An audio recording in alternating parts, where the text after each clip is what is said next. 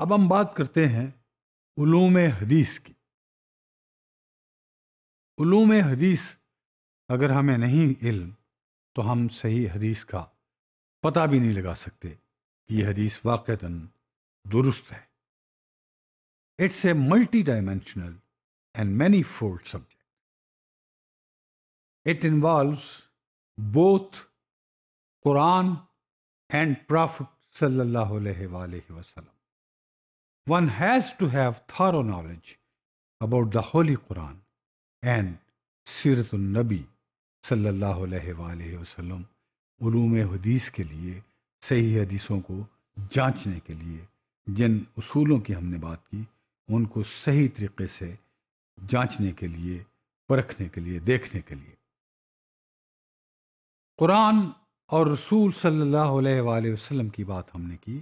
And in addition to these two, one needs to have detailed knowledge about the authors who have been termed as companions of the Prophet sallallahu alaihi wasallam। हमने ये कहा था कि हदीस सही वही होती है जो ज़ात रसूल सल्लल्लाहु अलैहि वसल्लम के साथियों ने, सहाबियों ने, आपकी कुर्बत में रहने वालों ने लिखी होती है या कही होती है। Now, since the hadith has started from the times of the Prophet, peace be upon him, and it has reached us through the chain of muhaddithin, we need to have thorough knowledge about these muhaddithin and their writings also. We must know that a transmitter needs to have two things, zabt and adala: health, intellect, character, परहेजगारी, righteousness, तकवा, ये दो चीज, सारी चीजें इनमें शामिल होती हैं। We must know that a transmitter needs to have zabt and adala. It is to us to ensure that the narrator or the transmitter possesses these qualities। यहाँ आके हमारी जिम्मेदारी बन जाती है ये देखना कि जिस शख्स ने ये हदीस पेश की है क्या उसमें ये औसाफ किरदार के, ये खूबियाँ किरदार की मौजूद थी, परहेजगारी की, तकवे की।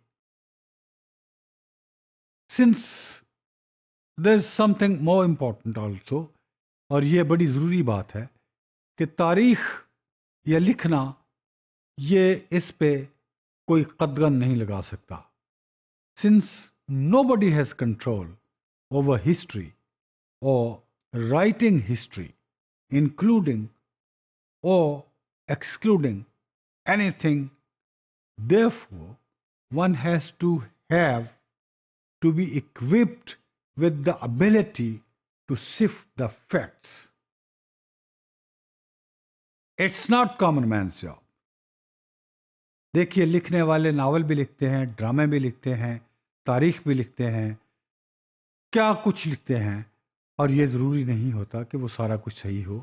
उसमें अफसाना बिल्कुल एक फर्जी चीज़ है, नावल एक फर्जी चीज़ है, लेकिन यहाँ उस तरह की कोई चीज़ काबिल कबूल नहीं होती। और कुछ लोगों ने ये किया होता है और हमें ये देखना होता है कि ये गलत है या सही है, और इसका ये आम आदमी का काम नहीं, मेहनत तलब काम है।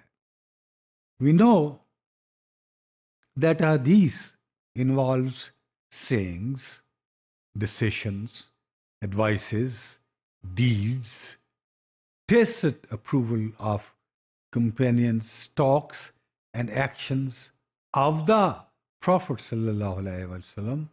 Therefore, one has to have command over all these things।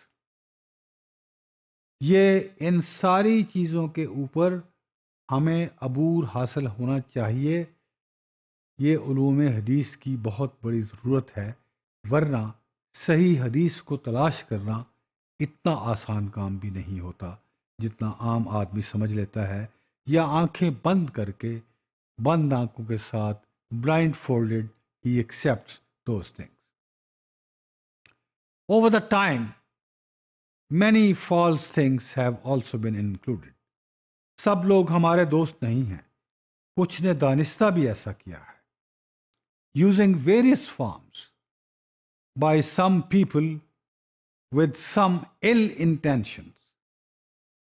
Hence, if we are not aware of ulum-e-hadith, we are likely to go wrong, which is simply intolerable from the religious point of view. वक्त के साथ साथ लोगों ने खलल अंदाजी के लिए या किसी बुरी नीयत की वजह से भी ऐसा किया है, और ये चीज़ें हम में इतनी अहलियत होनी चाहिए कि हम इन चीज़ों को यकलख्त अलग कर सकें और इन पे अमल ना करें और इनको तस्लीम ना करें.